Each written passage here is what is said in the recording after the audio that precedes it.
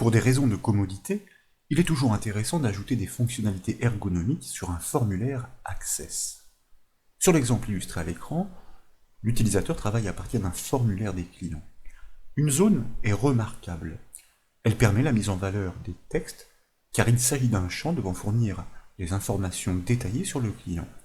Et comme ces données peuvent être très riches, il n'est pas question d'afficher cette zone avec des proportions démesurées. Mais au clic sur cette dernière, comme vous pouvez le voir, sa vue s'agrandit automatiquement pour offrir plus de confort de lecture. Un autre clic, n'importe où en dehors de cette zone, la replie sur ses dimensions d'origine. Pour développer cette petite solution, nous proposons d'appuyer l'étude sur une base de données offrant déjà ce formulaire. Et bien sûr, il est offert au téléchargement depuis le site bombache.fr. Une fois que vous l'aurez ouverte depuis le volet de navigation, je vous invite à double-cliquer sur le formulaire F-Client. Ainsi, nous l'exécutons et affichons les informations du premier client. À ce stade, bien sûr, si vous cliquez dans la zone du détail, rien ne se produit encore. Pour accéder à l'intégralité du contenu, il faut utiliser l'ascenseur vertical, ce qui n'est pas très confortable.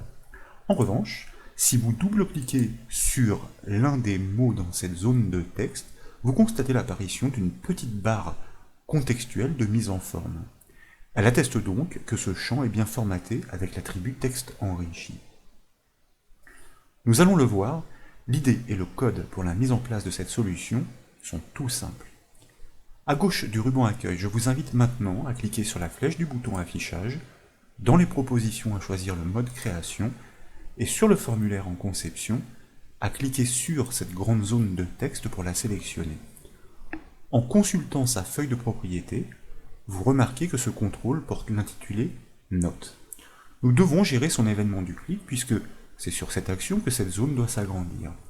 En conséquence, nous activons l'onglet « Événements » de sa feuille de propriété, nous cliquons sur le petit bouton associé à son événement au clic.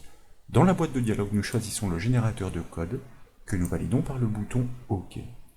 Nous basculons ainsi dans l'éditeur VBA Access, entre les bornes de la procédure événementielle note_click. Son code se déclenchera au clic de l'utilisateur dans cette zone de texte. Dans un premier temps, nous proposons d'y faire une vérification utile. Il s'agit de prélever les actuelles dimensions de ce contrôle. En effet, il s'agira de les restituer sur désactivation pour replier ce champ.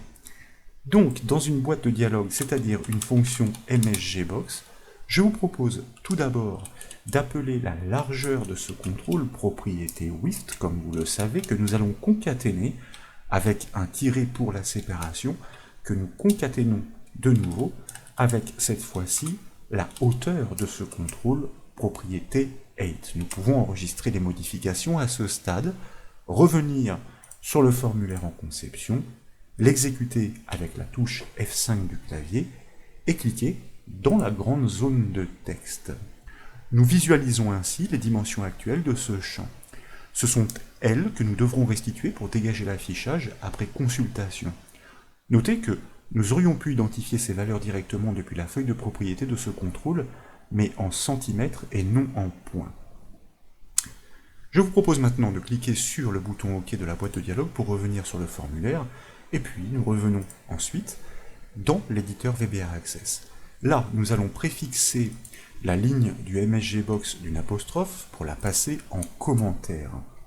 Et en dessous, donc toujours dans cette même procédure, nous allons maintenant définir les nouvelles dimensions. Donc, nous devons affecter la propriété width dans un premier temps de ce contrôle. Nous allons sensiblement l'agrandir à 8000 points par exemple.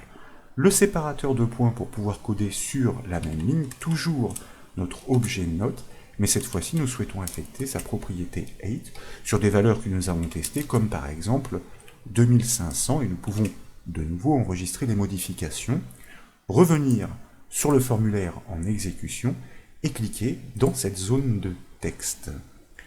Comme vous pouvez le voir, elle s'agrandit de façon significative pour libérer automatiquement tout le visuel. Mais à ce stade, si vous activez un autre contrôle, une autre zone de saisie, ou que vous cliquez sur le formulaire lui-même, ce champ enrichi ne recouvre pas ses dimensions d'origine. En conséquence, il devient gênant puisqu'il couvre d'autres contrôles et informations. Nous devons restaurer les dimensions de la zone enrichie sur la perte du focus. Cet événement intervient lorsque l'utilisateur clique dans une autre zone de texte ou lorsqu'il valide une modification avec la touche Tab du clavier. Mais cette réinitialisation doit aussi intervenir au clic sur l'arrière-plan du formulaire pour que tous les cas soient prévus. Donc, à gauche du ruban accueil, de nouveau, je vous propose de cliquer sur la flèche du bouton affichage, de choisir le mode création, sur le formulaire en conception de cliquer une fois de plus sur cette grande zone de texte, d'activer l'onglet événement de sa feuille de propriété si d'aventure il n'était plus actif, et puis de cliquer sur le bouton associé cette fois à l'événement sur perte focus pour choisir le générateur de code, pourquoi pas, par double clic. Nous revenons ainsi dans l'éditeur VBA Access, mais cette fois entre les bornes de la procédure événementielle, Not Lost Focus.